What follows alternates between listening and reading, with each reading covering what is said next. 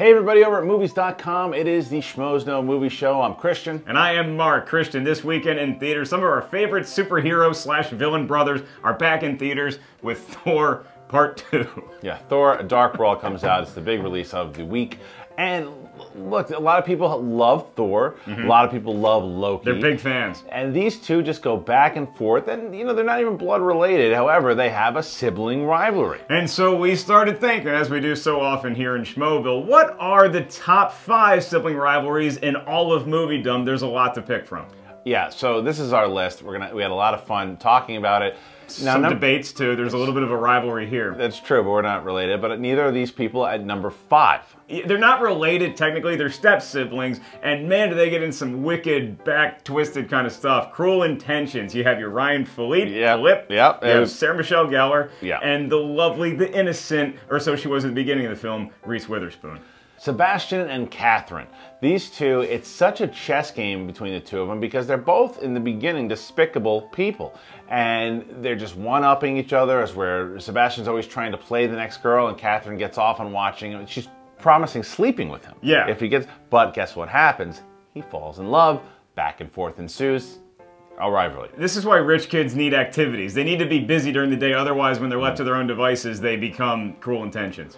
Number 4, this is one that's very interesting as well, and that would be Kit and Dottie. Yeah, Kit and Dottie Henson from A League of Their Own. One of the great baseball movies ever made. Also has a great sibling rivalry because they start out playing for the Rockford Peaches together. Then when Kit gets traded to Racine late in the film, that rivalry explodes. Yeah, and Kit always has something, like Dottie is always the bigger sister, and she's always jealous of her, so there's really, you know, it's almost one-sided for a while, and then once this game at the end happened, it's a back and forth, and these sisters really go at it. You see, the way it works, girls, is the train moves, not the station. Now, Mark, what's better than a baseball movie? What do you got at number 3? You know, Christian, life moves pretty fast. If you don't stop and look around once in a while, it can pass you by. How about Ferris Bueller and his sister, played by the lovely Jennifer Grey, Jeannie?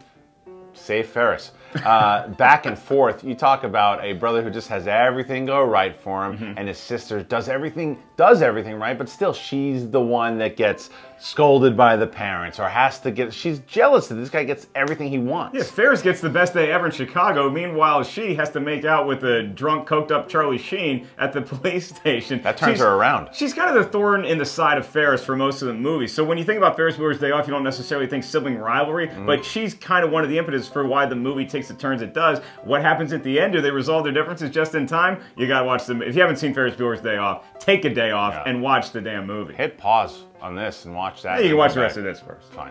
Number 2, this is a recent film and a great rivalry, and that would be from the film Warrior. Tommy and Brendan Conlon, who played by Tom Hardy and Joel Edgerton. Very good. Look, these two guys, and the rivalry. They wind up fighting each other, literally punching each other in the face and more.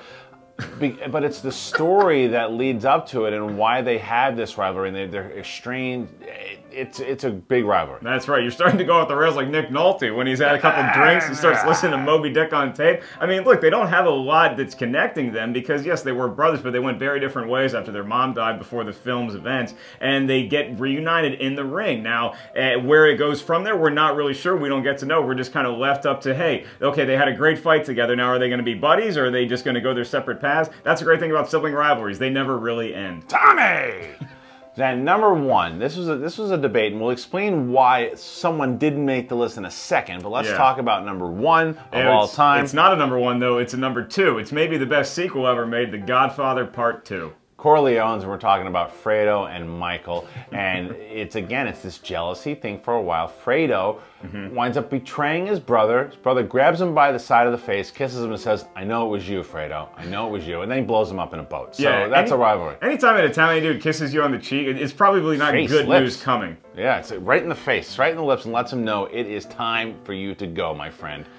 So that's our top 5 list, and then we started thinking about honorable mentions because even right before this video rolled, we had another one in the top 5, and that was The Lion King. You have Mufasa, the big lion ruler, versus Scar, his brother, who was just kind of off conniving with the hyenas. Then you had a point that it's not really a rivalry per se. Yeah, Kobe Bryant had said when the LA Clippers started getting good again and they played in the Lakers, they were like, "Oh, what about this rivalry?" And Kobe goes, they think it's a rivalry.